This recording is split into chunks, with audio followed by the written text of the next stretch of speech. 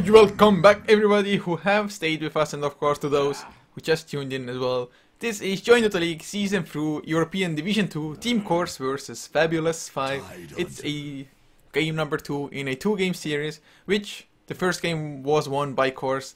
And of course, we are HeflaTV, if you don't know that yet. My name is Coucher, and joining me once again is Benji. Hey, yes, definitely big shout out to people who are still here and staying and listening.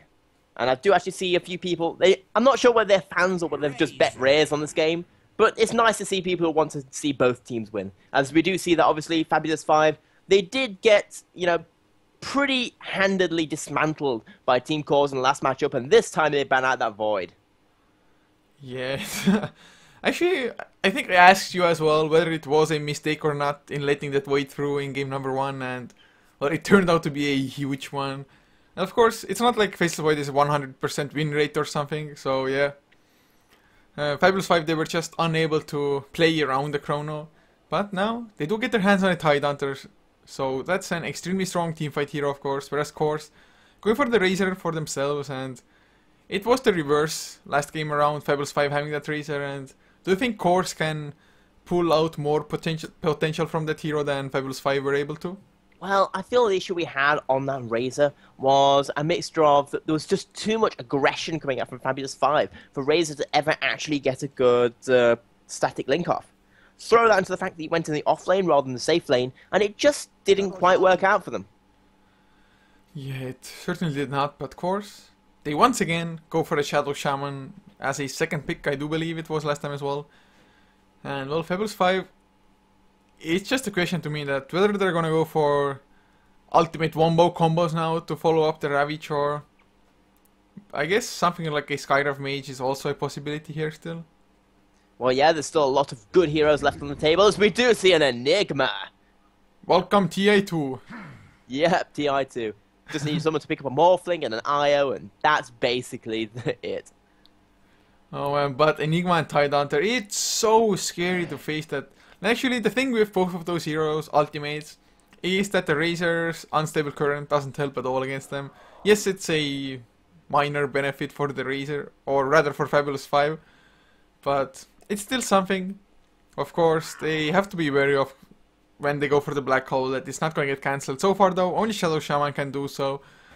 So if you can catch the Shadow Shaman, it's going to be fine, but I highly doubt that Team Course is just going to leave it at one disable, especially now that they already see the Enigma.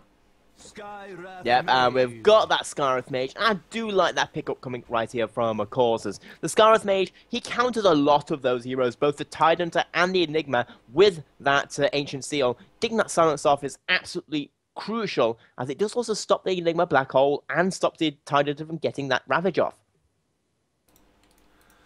Oh, well, I mean, a lot of casters have been actually talking about the Skywrath Mage's usefulness against the Tidehunter with the silence, even though the Kraken Shell is there. And the thing you do is just silence up the Tidehunter and actually don't damage him, but overlook him and kill everybody else during the silence, or at least hope to kill everybody else at the same time. So that is something they can do, and like you said, of course, he can also silence up the Enigma, but not only that, he can also give an ultimatum to an Enigma, set a Mystic Flare on his head while he's channeling Black Hole, and it's like, whether you keep on channeling and hope that your team can input enough damage into the Black Hole and you die yourself, or you just cancel your channel and run out of the Mystic Flare. But man, even more wombo. Yeah, this is so much team fight coming out from Fabulous 5, and we're more than likely probably going to be seeing, well, there's actually a lot of both the Exort and Quas Wex invokers are very good in this kind of situation. Although I'd probably go for more of the Exort build if we're going for Enigma. You don't use that Tornado, really, if you've got the Enigma Black Hole going off on the Invoker with the Chaos Meteor and all the other damage you can throw out. Yeah, I would prefer Exort definitely as well. Already for the fact that the Forge Spirits can just do so much against supports. I mean, I've seen so many games where Shadow Shamans, they go for Shackles, but the Forge Spirits just completely kill the Shadow Shaman during the duration of it. Something crazy like that, and of course Sunstrike follow-ups and what have you. But like you said, Wex might not be too bad. I just would prefer the Exort. It just has that extra oomph, if you want to put it like that, to bring down heroes. a little bit of ooh. Oh yeah, going old school. But either way, we are going to be waiting for these last few picks coming out from the EZ teams. Obviously, the Death Prophet and Pugner both banned out from Fabulous 5. The Pugner being absolutely crucial. If I had to say, probably slightly more crucial than the Faceless Void in that last game. But the Pugner just destroyed that Tinker and did so much pushing damage. Yes, the Tinker made its way back, but not quite fast enough. Yeah, you would want your Tinker to get to a good start, be at the exact same net worth as the enemy highest ones for a period of time, but then pull ahead. But that just wasn't the case last game around. He was even for a long period of time, but I think he died like 2 times consecutively, and both times actually the Flame Break cancelled his TP with like 0.5 seconds left or something. And that completely just broke everything that Tinker was working for almost. And Team Course, well, they're gonna tank up now. They're like, yeah, you can come with your Wombo, but our Bristleback is just gonna take it like a man into his pack, get some quill sprays going, and maybe just kill you as counter damage. Yep. And one of the few heroes which has to turn his back on fights a lot of the time to make things work. And we're going to be seeing the last coming out from Fabulous 5, and it's going to be interesting to see, do they go for more Wombo combo, or do they try and do some picks to kind of stable things out, give them possibly a few gankers or a carry for the late game? Or do they just simply go, we're going to go for team fights? Well, GG, well played. I guess like safe lane carry wise, something like a Gyrocopter could be a possibility here. Flag Cannon, and of course Call Down on top of the ultimates they already have, is an option. They do need one extra support as well. Sand King wouldn't be the best since they do have an anyone clearing out the jungle as it is anyway, and of course they would want somebody to actually who can babysit or harass the Bristleback properly out of lane when he's on the off lane. If he's actually going to be on the off lane, because I think Team Course with the Razor Shadow Shaman Skywrath Mage, it is a stronger tri-lane than Fabulous 5 had last time around. So if they want to go aggressive, especially up against a dual lane since Enigma is in the jungle, it is a definite possibility as well. They go for an Undying. He does have AoE damage to input into the black hole and just overall teamfight presence early on. But that is very, very risky. As Undying's one of those heroes in which he's very, very strong early on, but once you hit that 15-20 minute mark, he sails off so badly. And the 15-20 minute mark is when I feel that Fabulous 5 is going to want to start doing things. Yeah, it's... I have to agree, it is risky.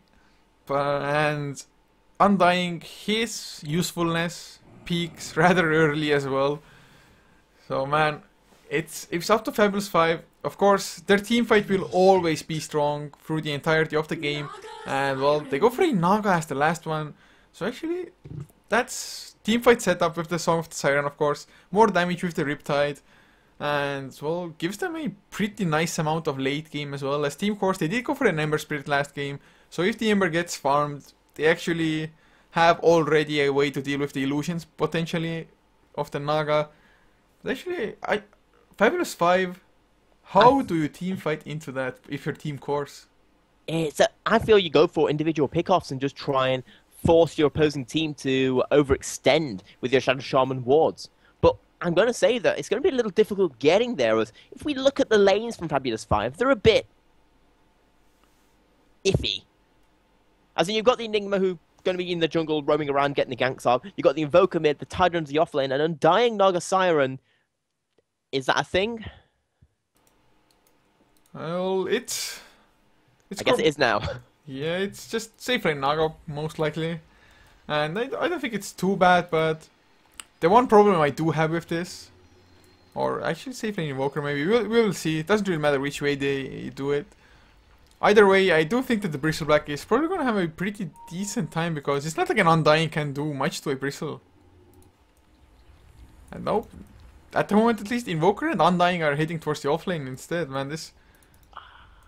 I'm not sure what's going to be going on with these lanes, but regardless of that, we are going to be going into our second game, and we've got here on the Dire side, they're currently 1 game up. We've got Cause. We're going to be going with Ingman on that Razor this time, CA on the Bristleback, Phantom XP on Ember Spirit, Regulus on the Skywrath Mage, and Jean on the Shadow Shaman. And for Fabulous 5, the aggressive dual lane by SMQR Blomst on the Undying, leaving Teep to play the Invoker. Mid lane taken up by top on the Naga Siren, with the safe lane played by Kavorka on the Tidehunter, and of course jungle will be Gimli. And actually, of course, usually when you're up against an Enigma, you just go into the enemy jungle to at least ward off a couple of camps, but they haven't done so. And to be honest, it's kind of mind games, because you can already see that Gimli, he came prepared with 2 sentries in his inventory, but well, he doesn't have to use them, so he can still put them to use later on. It's not like it's wasted gold or anything, at the very least. Yep, as we are going to be seeing I'm not even sure if Fab 5 know what they're doing at this point. And we do probably have the Enigma in the jungle. Looks like we're going to be having the Invoker on the solo safe lane, with the Naga Siren here on middle, and Undying something. Were they... I mean, at the moment, the Tidehunter did go off lane. They actually switched it around. And of course, Undying got spotted top lane. I'm not too sure if the Invoker was as well. But whatever the case may be, maybe they were trying to have course lanes swap as well somehow, by trying to bait them into thinking that the lanes from Fabulous 5 are going to be different. Of course, bait not taken as Bristleback. He's going to be up and against an Undying and Invoker. Probably going to, if not get just last hits, still a pretty solid amount of XP. Yep, these 2 last hits, I do feel that they're going to be far better in favour of cores on these 2 off lanes. While this mid should be mostly equal, both the 2 should get the farm they need. Ember Spirit probably going to be slightly harassed and annoyed by the constant riptides that are going to be coming out from the Naga Siren, while Enigma doing his jungle thing. Enigma in the jungle. Actually, I think Naga Siren is pretty decent against Phantom XP, and the whole XP is dropping so damn low. A few more right click stops. Is he gonna go chase him down? No, not gonna take a chance. Of course, the creep wave was hitting away at him as well, but Naga already has his bottle. He just went for a straight out bottle rush.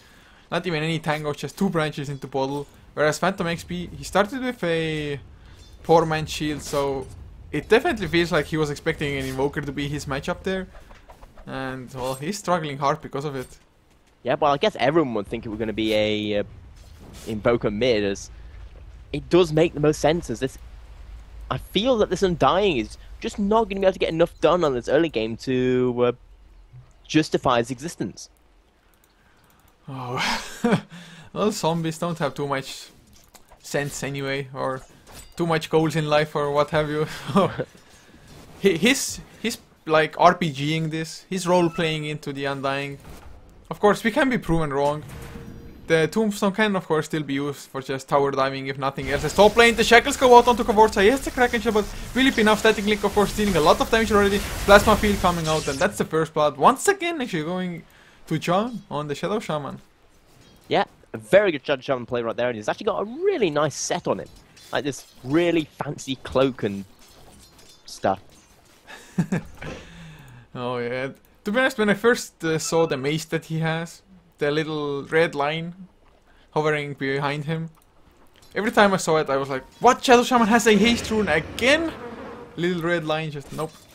Just Item cosmetics. Confirmed pay to win. How sick would that be? This cosmetic item gives you constant haste. It costs you only $1,000, man. Every pro player would just invest into it. Yeah. And although we've already got a game that's a little bit like that. LOL. Oh, shots fired! Although probably mentioning LOL on Dota 2 stream, like, just like, wait for the chats to break down into flames. Like, HeflaTV is now just a burning mass of rubble. And it's all your fault. Yes. All your fault! History shall decry this game. But at the moment, looking at the farm, mid lane, actually it's pretty neck and neck. 19 and 4 on top Naga Siren compared to Phantom XP's 18 and 1. So doing well, and of course, the Skyriff Mage, he's been hanging around for a long period of time on this high ground here. Don't think he can set anything up even, so maybe wasting time, maybe could have just used the time to try to maybe get yet another kill on the Tidehunter. Because Tidehunter is actually already level 4, so getting a nice amount of XP, although CA on the counterpart as a Bristleback is already nearing level 5, so still doing even extra little bit, but the Malphite comes up from Gimli, has a double damage as well. They should get the kill decay, helping out a little bit, and yep, that is actually one death for both offlaners. Yeah, we do see that Bristleback just slightly out of position, is going to get caught out, but And I will say that surprisingly for this lane, the but mid lane, they get the slow and mirror images do come out top.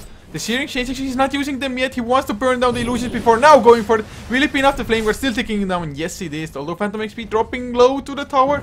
Oh, nice dodge. But the Sunstrike! Oh my god. That was so clutch. Very, very close there, Sunstrike. Nice job coming up from both those two teams. As we're going to see, he even gets his bottle up. Only one charge in it at the moment. TPing back using that new mana, and that's going to be, 2-1 as Cause is going to take lead. Once again, nice gank there on middle. Yeah, really well done, and actually, I have to commend Phantom XP for just having the patience and the balls a little bit as well in just going that far under the tower, but reserving his Searing Chains for the point that the illusions are already down, and it actually guaranteed goes on the real Naga himself. Yep, good play right there as Naga though is going to get back to farming. Ember taking a small lead in this mid lane now due to that kill. And it is worth noting that this Bristleback up here on the off lane hasn't really gotten a lot. He's going up against the Undying and the Invoker lane, and it just seems to have harassed him out of a position. Yeah, the Invoker with just Exhort, his right click damage is pretty painful if you're the Bristleback. And of course, with the Cold Snap and Sunstrike combination, you're still afraid a little bit at the very least in going down, with Undying just spamming the decay. Reducing your strength, so your innate tankiness. Although, I would have thought that he's gonna get more as well, but XP wise, he is still almost level 6, so faring just better than the Tidehunter still.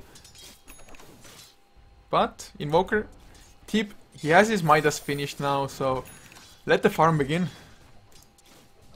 Yep, the Midas, everyone, every carry's favorite item. A little bit slower, but 6 minutes in is very, very fast. Yeah. Again, the pings are coming out. They want to go for a kill here onto Ember Spirit, but he's just going to zoom out and the black hole. Man, PGG. Not quite PGG. PGG would just like stand there for 5 minutes, walk around. Teamfight goes on around him, and then just misses the black hole in the corner. I think Poppy did it within like last few months or so. I don't even remember which tournament or what game it was, but he completely whiffed it. But he was like channeling it for the full duration, and it's like intentional, yeah. It creates space. In some form it does, but mid lane another slow comes out. The silence is there as well before the mirror image is flame guard already activated. The burn is real, the Searing Chains is still holding on to them, wanting for the perfect time, but not enough mana. But oh, the Suns are coming out. Phantom XP, he's dropping low in return. Kavorka, no, he's not gonna have enough. Nice remnant away from Phantom XP, but Regulus still might be in trouble. Gimli, no, doesn't get the range for the Malphite. Yeah, because we do see this middle lane is starting to get continually ganked, and we're seeing a small rotation coming out from this Tidehunter, who's only level 4. I do say this Bristleback hasn't got a lot in terms of farm, but he is at least level 6 at this point, with the Tidehunter just completely being out-harassed in his lane. Yeah, and now the Shackles come out as well. Phantom XP, he's back with the Remnant. Nice Hex, actually the Kraken Shell was already used, I think, with the Silence to follow up. And man, this Ember 3 is 0-0 already. Last hit wise, yes, not the highest in the game, 35-1. But of course, Razor making up for that with plenty to spare, 45 and 23. This Razor, by all intents and purposes, unless he just gets skanked continuously now, is gonna get a much faster mech than Fabulous 5's Razor in the previous game. And that just means that Course, they're doing such a great job with the rotations across the map. And I mean, yes, they're not winning the offlane, but the Bristleback getting the levels. With 5 levels into Bristleback, he's still getting plenty of tankiness going for himself, I think. So they're winning 2 lanes for sure, and the third one is, I want to say, like almost a draw. Yeah, I will say that it's not so much a draw as that their offlane is getting far more than their opposing offlane, and that's all that really matters. As in, when you're going into an offlane, you're not expecting to win it, because 1 versus 3 is pretty hard. And Blomst, he's in trouble, slowed down. There's the silence as well. One more Quill Spray does get the kill, although Teep. Is he gonna turn it around? No, he's not, John. He's joining the fray, yes, CA. He wants to tank it up. The Sunstrike actually comes out, does connect on the Bristleback, but it doesn't really matter. They get out of the tower range, and now silence on the Invoker. They get the kill, but Malphite, Gimli, if he gets vision of Bristleback, the Bristleback is gonna go down. But who's gonna tank it up? Actually, the Malphite's onto Regulus instead. Bristleback, he backs off.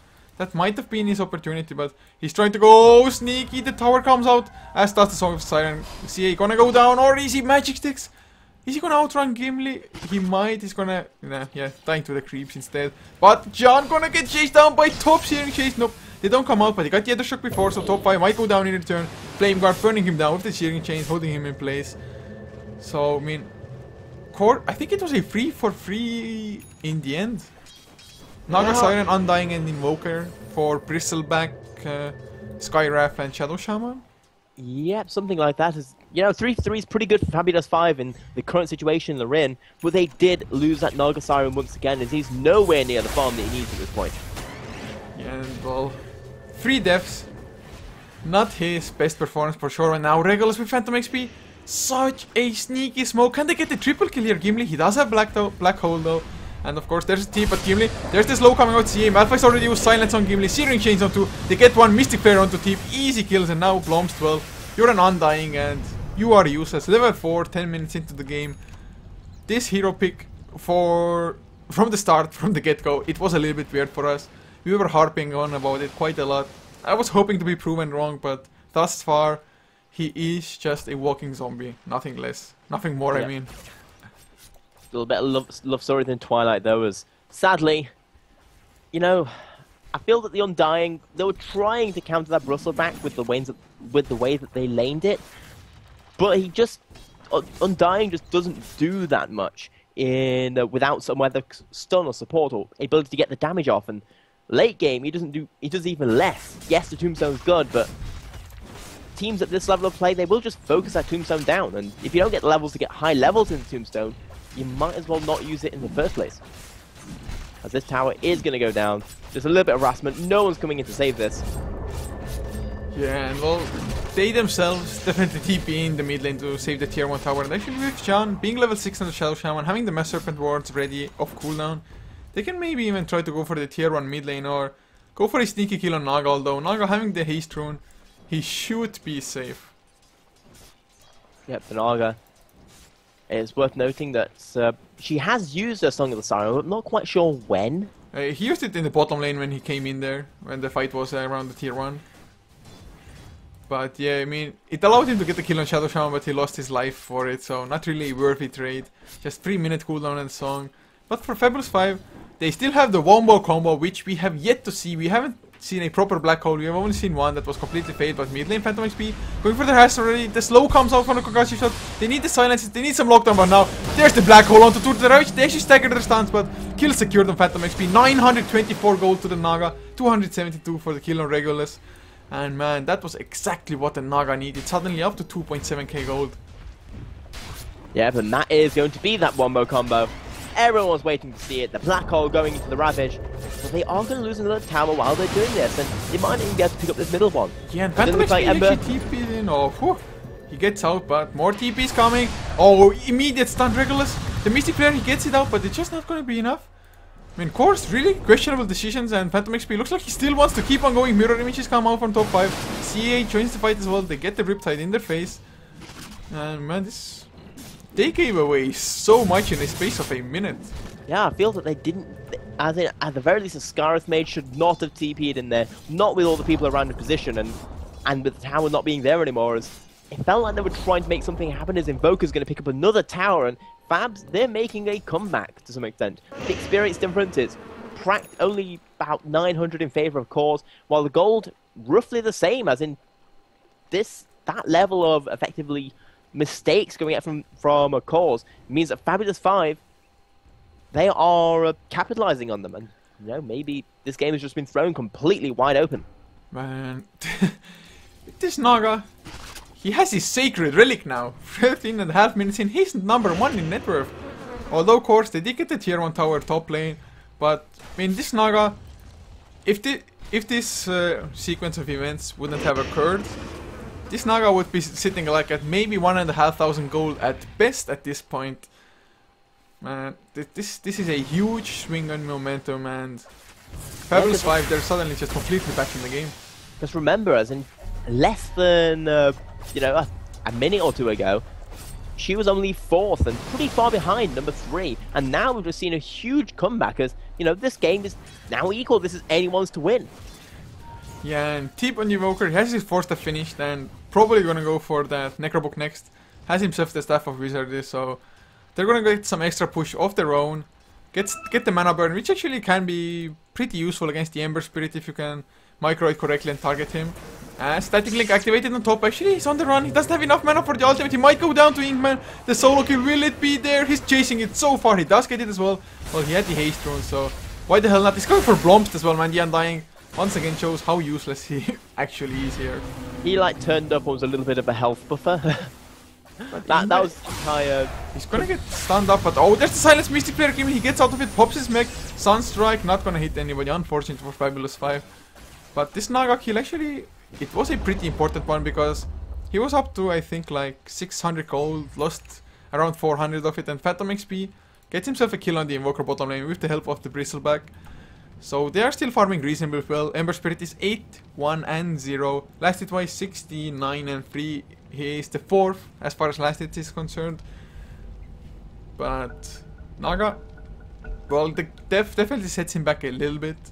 But only a recipe away, so he's gonna get it like 17-18 minutes in, which is a good timing. Yeah, because we are going into yet another pause. This game hasn't had a pause yet, so we need one. As in fact, we just got 2 pauses. Just like getting both of them out of the way right now. Well, hopefully it works that way.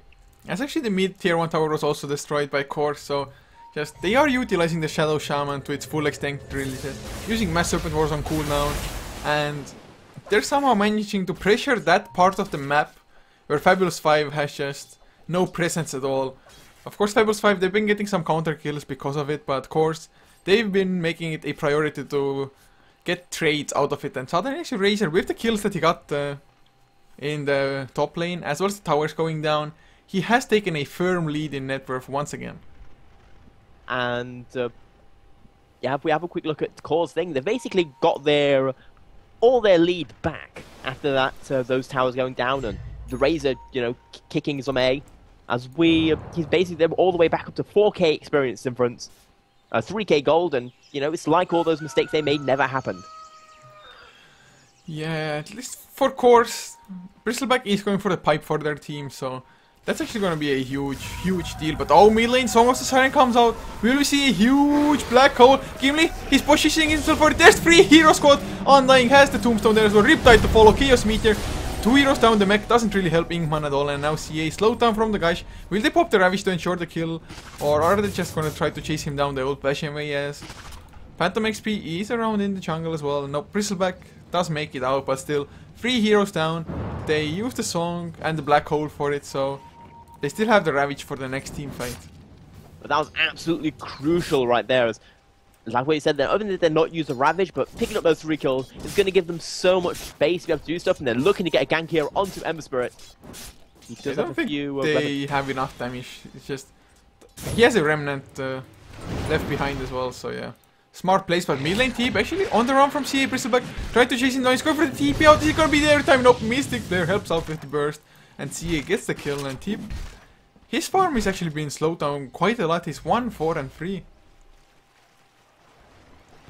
Yeah, a little bit of a shame right there, as we do see, unsurprisingly, the lowest farmer in the game. Who do you think it's going to be?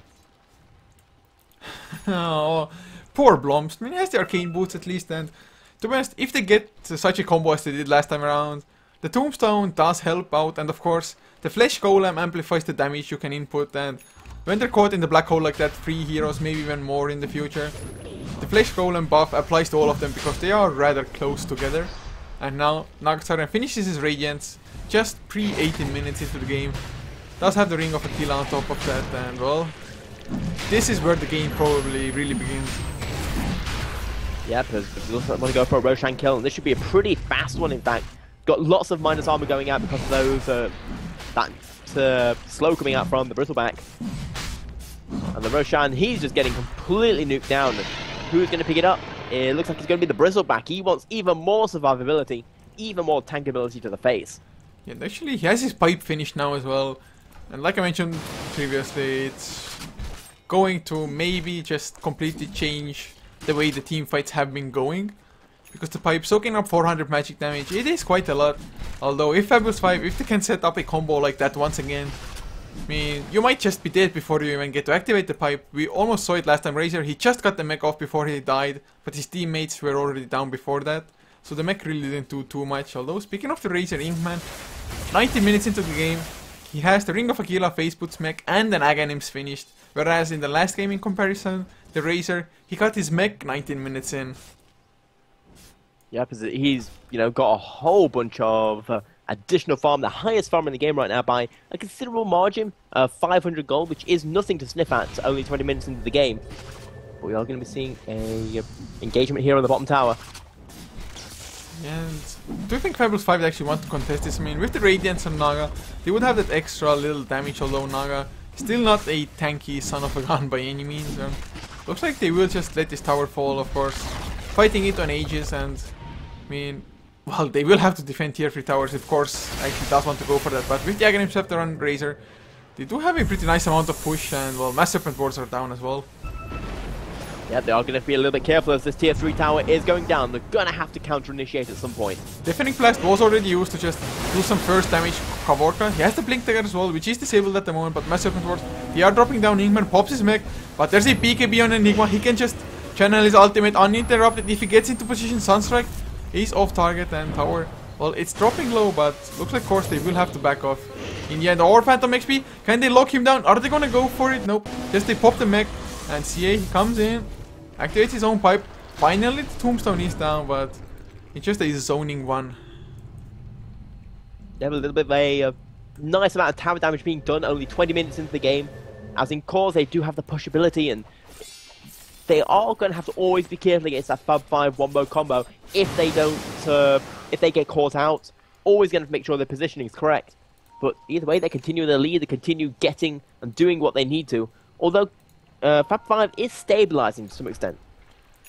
Yeah, and well, especially now that Top has himself those Boots of Travels and another Siren, tanking up a little bit as well, because he's actually foregone getting any single points into that ensnare, just going straight on stats, wants to make himself and his illusions tankier, and of course, even an increased mana pool definitely doesn't hurt for his farming. I know entirely is. Once again, this last tier, outside tier 2 tower is remaining. A little bit more harassment going on to it, but we are seeing just a lot of aggression coming out from cores. They know they're in the lead, and they don't want to stop. In fact, oh, TP! Okay. He might go down once again. He doesn't have a TP on him. Why does he go out of position like that without the TP? He's trying to get to it. Ghostwalk is activated. And well, the smoke breaks. They know where he is. They're just camping for the TP now. Phantom XP going to the wrong side. And Tip, this is your opportunity now or never. He's going for it. I think it's too late. Phantom XP Searing Chase will stop it. And Tip, he actually, I mean, he's had some questionable positioning and plays. So that's his 5th death already. Man, they even shackled the Necrobook here. Oh. Key priority target. As we're going to see more pushing coming out, and are they going to try and go for the rest of this tier 3 or just go for the tier 2 with the more safe option? Well, Naga, she's starting the Rat Dota. I think she's got those illusions, she's got the Radiance on her, and she does also have the Boots of Travel, meaning that she can always be that threat of pushing. Well, then speaking of pushing threats, of course, they are just more or less already knocking on the door of Fabulous 5, and well, this tier 3 is definitely going to go down. The question is, can they also get Drax? Because CA, he still has his Aegis intact for a decent amount of time. And Plum, he gets 1 DK, but will it be enough? Static Storm, not the Static Storm, the Eye of the Storm is activated, but oh, the Song of the Siren. There are only 2 heroes that are taking care of the Serpent Ward, and now the Black Hole comes up, and Song of the Siren ends a little bit too late, but it's still enough as CA, he's going to go down, or is he? No, the pipe gets activated, still alive, Mystic Flare is there. Oh my god, the mech from Enigma, it's not going to be enough, and Tidehunter, he died before getting his ultimate off. This is a disaster, it doesn't have buyback, Phantom XP, the Cold Snap is there, he gets the Remnant out, or does he? Oh man, really clutch, but in the end he does fall as Eye of the Storm still active, going for melee barracks, Tombstone goes down as well, Earn, keeping people alive, and well, they won the fight, but now Top trying to come in, the Radiant Spell, it's just not enough at this point in time, he needs that little bit extra, and well, CA, he gets caught, but that Black Hole not killing the targets it caught, it was just... They just had too much survivability, too many pipes, too many mechs, and too many force staffs, just getting them all out there, and they're gonna take the medi racks. And that's the racks that really matters, as that's basically 1 set of racks down. Yeah, and well, Tidehunter, he's trying to go now, but they won't catch anybody, they're just too late there. And Tidehunter, I'm not even too sure where he got caught like that without getting his ultimate off, but it most likely was like him blinking in, getting either immediately hexed by the Shadow Shaman or silenced by the Skywrath, and just taken out afterwards. But this is a disaster, man. They have such wombo combo team fight, but just the survivability and the ages making the difference. That it's taking them too long to get to the point where they're hitting it. And they've only hit that wombo combo twice in 24 minutes. And the second time, there were just so many mechs, so many pipes, so much defensibility that, and that is now a new word, that it just didn't matter. As Naga... Oh, top... No, he just runs past Regulus. He's like, yeah, I don't want the kill. Of course, without the ensnare, he couldn't really even set it up as easy. And look at Regulus's item. He's going for an Aghanims. What? Really? Support Skyriff Mage with an Aghanims. He has the point booster for it. Mid lane, John, Shadow Shower might be in trouble, but still, no ensnares Naga. He's just running. I mean, I really think 1 point. Oh, he's like, whoa, and Blomst. Well, is he gonna get caught? Oh, Song of the Siren. They used the mech. Never mind, they use it just defensively. I don't understand what the idea was behind it. And now Phantom XP wants to go deep. He gets this here and she's onto 2 Blomst. Is he gonna burn down for it? Of course he is. Top might be next. Nope, Malphite keeps him at bay from Gimli. But man, I just feel that that was a very silly Song of the Siren to use, as it was only the Undying, and the Undying's just not doing anything currently in this game. Meaning that, you know, trying to save him just wasn't worth it, as the Sword Strike is going to hit, but the Pipe is going to save him. Pipe too strong.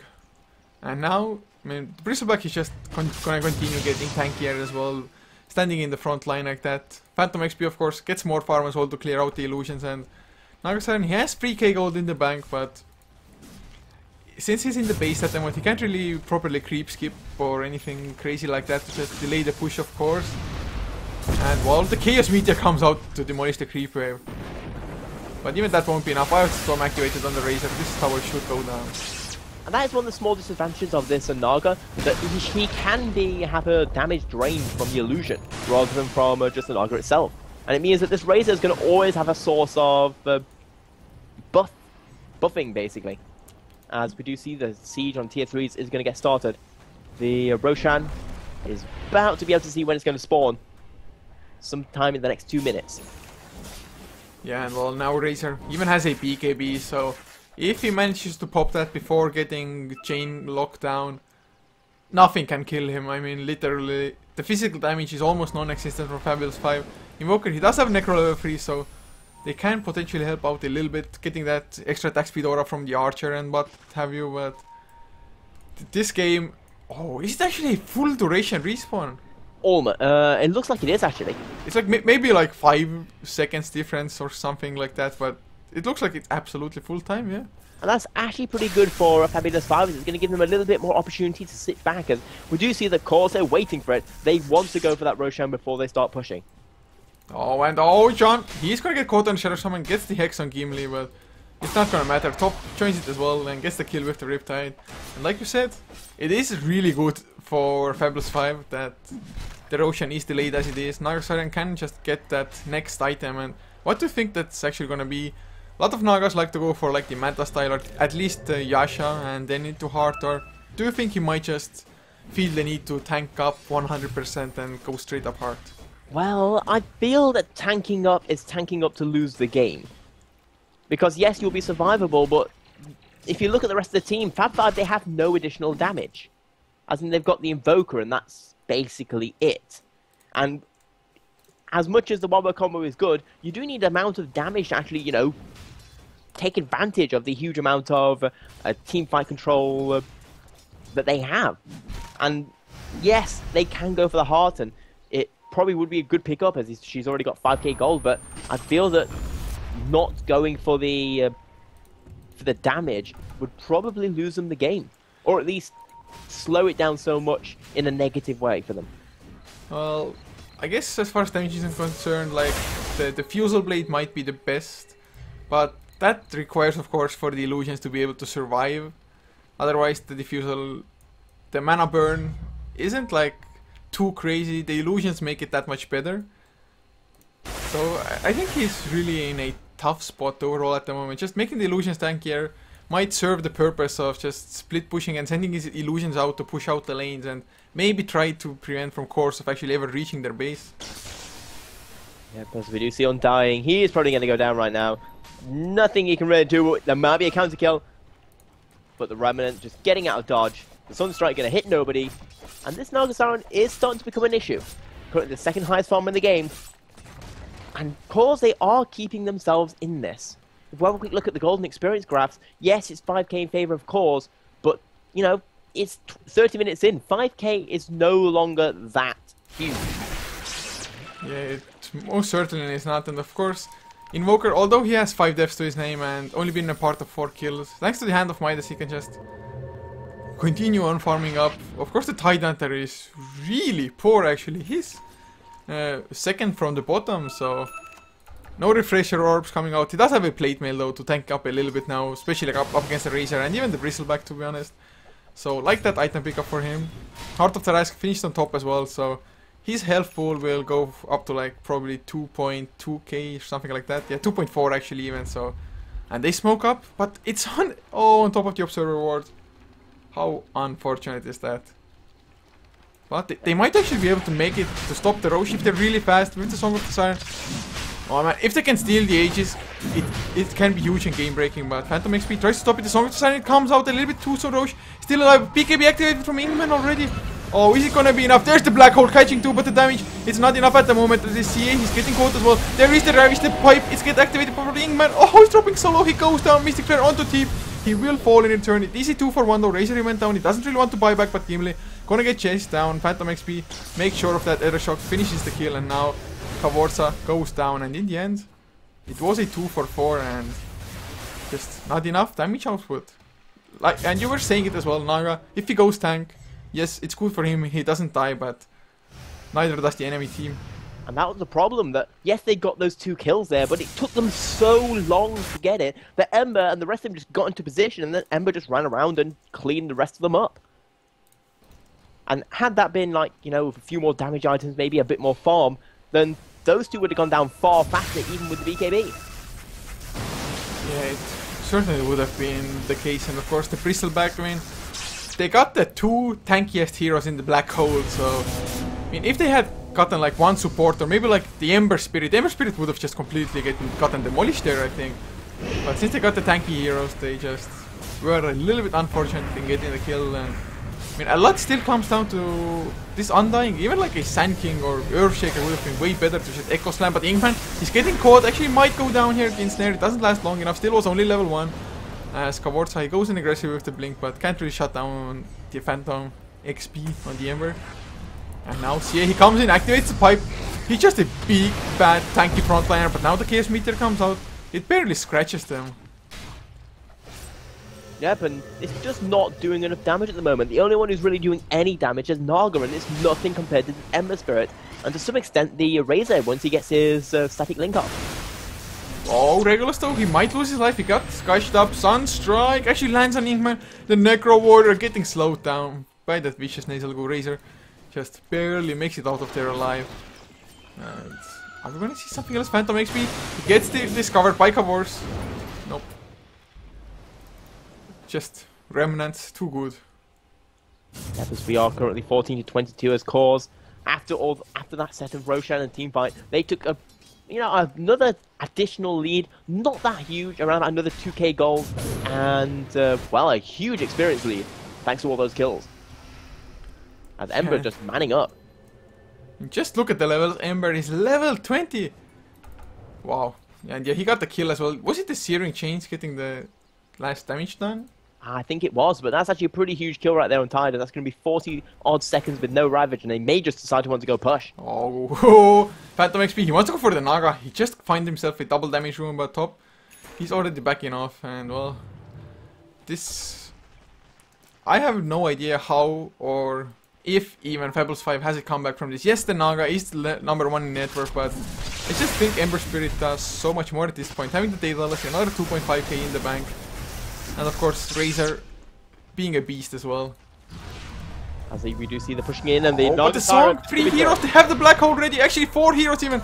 It's gonna be beautiful. They catch all 4 as well. BKB is activated on Ingman, but it's not enough. 3 heroes, they go down. The mech is there. Pipe as well keeps them alive for a little while longer, but Ingman, can he turn it around alone? I mean, top is dropping solo. Phantom XP just turns it all around on the Ember. You need to kill the Ember because, well, his damage output by now is way too sick. He gets an ultra kill. Man, it looked so good for them, like catching 4 heroes. you can't really have it go any better for you.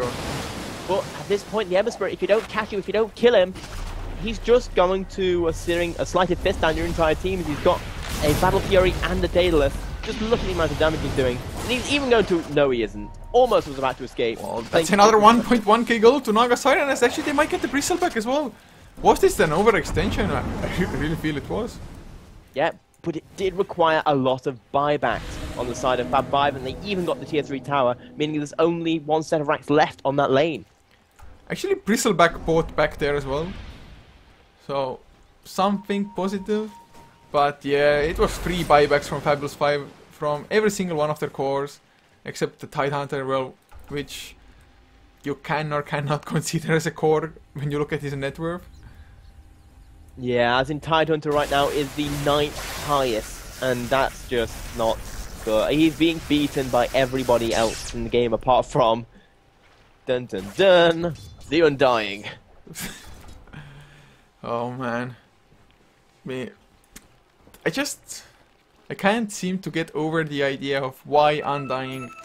Although, funnily enough, Undying has had a bigger impact on the game than the Tidehunter. 1 kill, 7 deaths, and 8 assists compared to no kills, 6 deaths, and 6 assists.